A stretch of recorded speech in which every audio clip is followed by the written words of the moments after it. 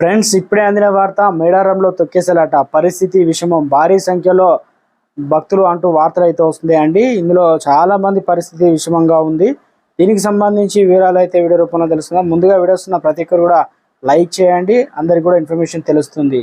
చాలా మంది చూస్తున్నారు కానీ సబ్స్క్రైబ్ చేసుకోవడం మర్చిపోతున్నారు. దయచేసి సబ్స్క్రైబ్ చేసుకోండి. ఇటువంటి ఇంపార్టెంట్ ఇన్ఫర్మేషన్ మీ ఫోన్ నోటిఫికేషన్ రూపంలో వస్తుందండి.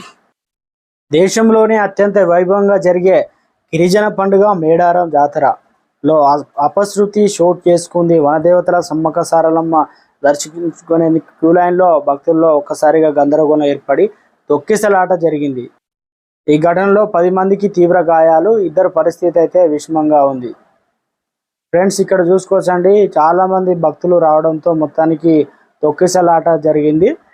ఇక ఈ పోలీసులు అయితే అక్కడున్న సిబ్బంది వారిని రక్షించే ప్రయత్నం అయితే చేస్తున్నారు. ఇద్దరు పరిస్థితి కూడా విషమంగా అయితే ఉంది. 10 మందికి తీవ్ర గాయాలు కావడం జరిగింది. ఇంకా వివరాలు అయితే తెలియాల్సి అయితే ఉంది.